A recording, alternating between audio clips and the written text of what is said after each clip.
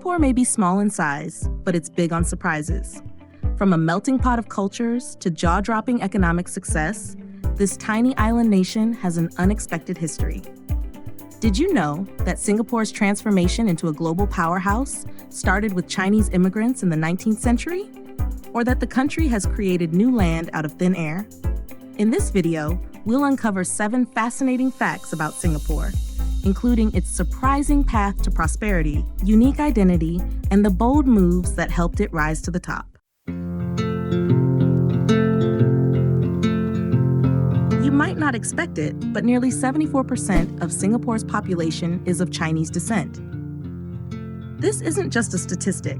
It's the story of how Chinese immigrants, arriving in the 19th century, helped shape the island into a global powerhouse.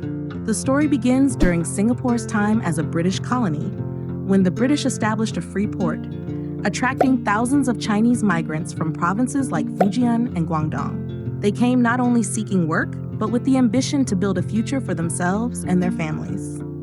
Over time, they didn't just integrate, they created a thriving community, blending their rich Chinese traditions with the opportunities the island offered. Fast forward to the 1980s, as Singapore industrialized, the Chinese community rose to prominence.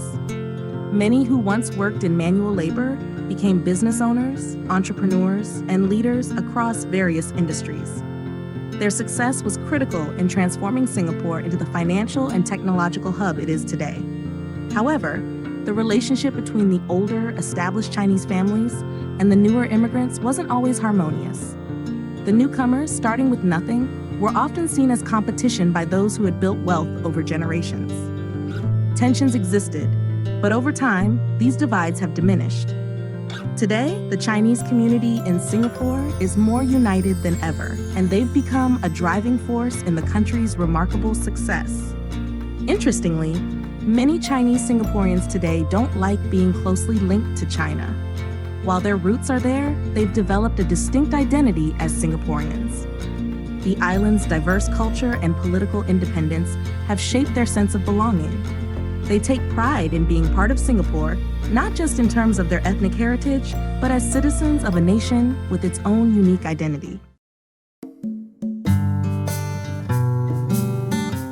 You might be surprised to learn that in Singapore, for every 6 people, one has assets worth over $1 million. In fact, Singapore ranks 3rd in the world for the highest percentage of millionaires in its population, just behind Monaco and Liechtenstein. That's not just a number. It's a clear sign of the country's incredible wealth and the sharp contrast in its wealth distribution. In fact, this puts Singapore ahead of many developed nations, not just in Southeast Asia, but on the global stage. It's a reflection of the high standard of living and the booming economy that the city-state has built over the years. So how did Singapore get here? Let's take a quick look at the unique economic model that's behind this staggering wealth. First off, Singapore may not have abundant natural resources like some of its neighbors, but they've turned this challenge into an opportunity. They import raw materials, process and refine them, and then export the final products at a premium. This is why you'll see Singapore export high-tech goods like electronics, semiconductors, and oil products, industries that bring in massive value and put the city at the forefront of global trade. Second, Singapore has become one of the world's leading financial hubs. Whether it's banking, investment, or insurance, the country has mastered the art of turning financial services into an industry that attracts money and talent from around the globe. It's no wonder that the financial sector is a major contributor to Singapore's wealth and prosperity. What's more, the government's smart policies have made Singapore a magnet for businesses. From small startups to global giants, almost every major company has set up headquarters or regional offices in Singapore. Even companies that operate in other markets often choose Singapore as their base, attracted by its pro-business environment, low taxes, and robust legal system.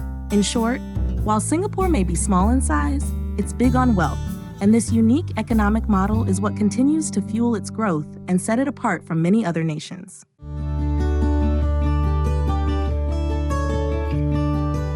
You might not have expected this, but Singapore, despite being small, has been actively growing its landmass, using an unlikely material, sand.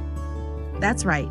Singapore has been importing millions of tons of sand from countries like Malaysia, Indonesia, Vietnam to extend its coastline.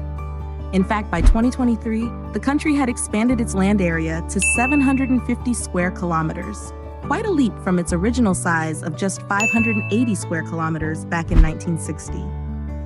This ongoing land reclamation has allowed Singapore to build crucial infrastructure, from ports and airports to residential neighborhoods. Singapore has faced challenges with sand imports, especially when countries like Malaysia and Indonesia restricted exports. But the country adapted, finding creative ways to continue its land reclamation projects.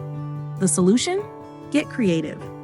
Singapore started looking for new ways to reclaim land, even using sand from underground construction projects to fill in the gaps and continue its expansion. Today, Singapore is a network of 62 islands, many of which are strategically used for defense, industry, and tourism. Some islands, like Sentosa, have even been transformed into global tourist hubs, while others, like Jurong, support large industrial sectors. And it's not just about sand anymore. Singapore has even built an island specifically for waste, using garbage to create new land. Talk about thinking outside the box. Despite being mostly flat and vulnerable to rising sea levels, Singapore has big plans for its future. The government aims to add another 7 to 8 square kilometers of land by 2030, continuing its impressive strategy of land reclamation. In a way, Singapore has truly become a master of making space, literally expanding its territory to accommodate its thriving economy and growing population. Many iconic buildings and developments have been built on this reclaimed land, including the famous Marina Bay Sands Resort, the bustling Changi Airport Terminal 4, and the luxurious gardens by the bay, all of which stand proudly on what was once the sea. These projects are not just engineering marvels, but also symbols of how Singapore has turned limited space into a powerful asset.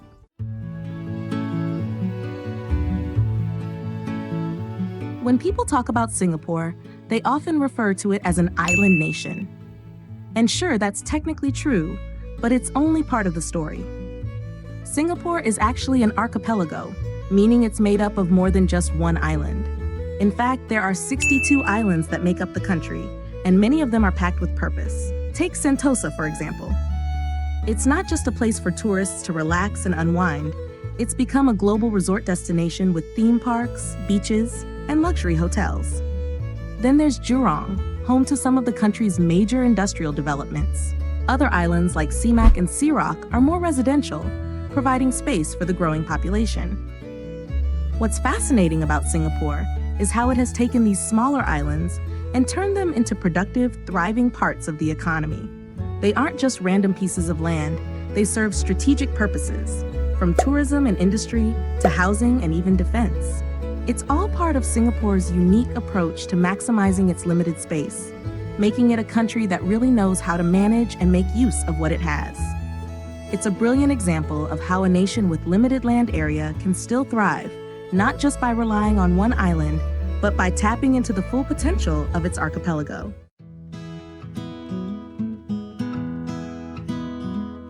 You might not have expected this, but Singapore, a country with limited land, has found one of the most surprising and creative ways to expand its territory, by using waste. That's right, trash.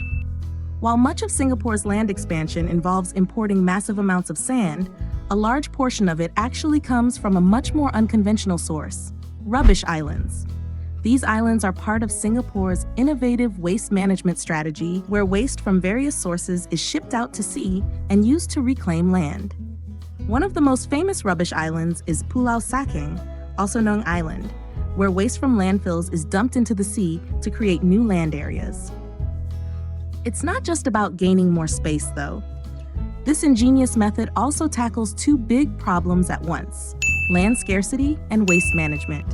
The materials used in land reclamation aren't just your typical trash. We're talking about construction debris like bricks, concrete, and sand from building projects. Not to mention the non-recyclable household waste, like certain plastics and paper, which have been processed to ensure they don't harm the environment. But Pulau Sakeng isn't the only rubbish island in Singapore. There are others, each one playing a role in turning waste into usable land. These islands are helping solve the country's land shortage while reducing the burden on mainland landfills. And here's the real kicker. On Pulau Sakang, the reclaimed land isn't just left barren. It's actually being used for things like greenery and even wildlife conservation areas. So, instead of being buried in a landfill, trash here is getting a second chance at life, and it's transforming the environment. Imagine that. Singapore, a country known for its land scarcity, using waste to build new land and protect the environment. It's not just practical, it's almost poetic. A brilliant example of how innovation can turn a problem into an opportunity. What seemed like a pile of trash is now a key resource in building a stronger, more sustainable Singapore.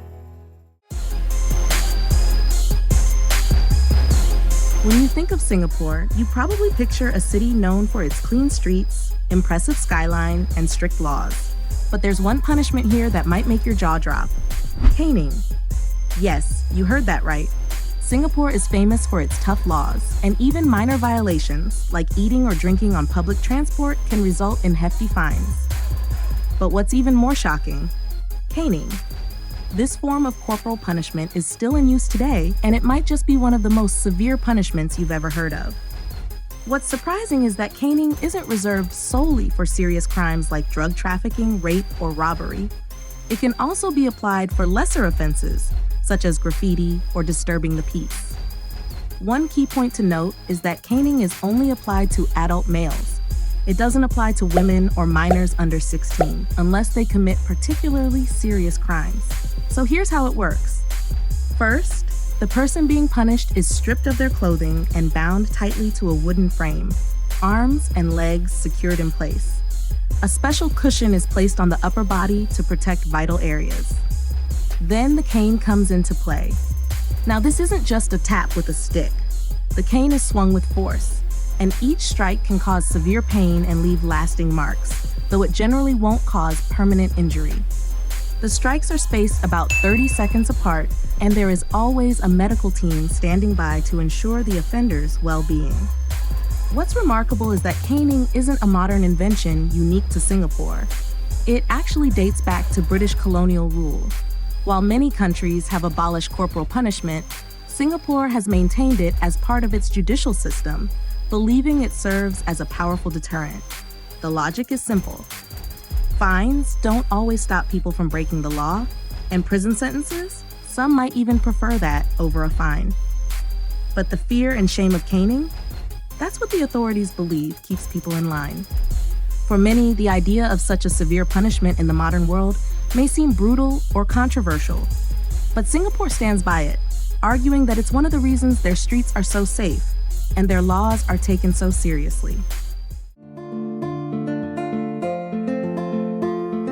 Here's something that might blow your mind.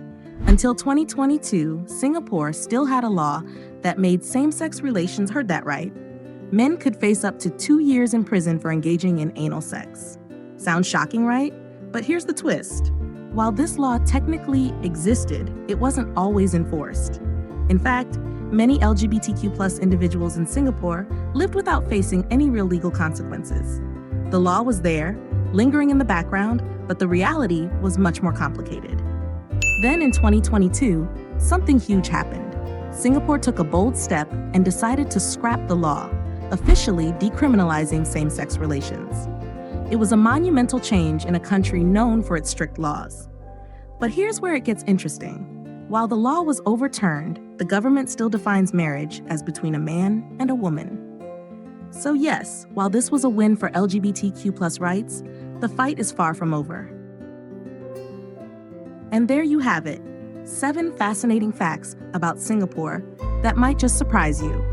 From its unique economic strategies to its innovative use of land, this tiny nation continues to defy expectations. If you found these facts interesting, don't forget to like, share, and leave a comment below with your thoughts.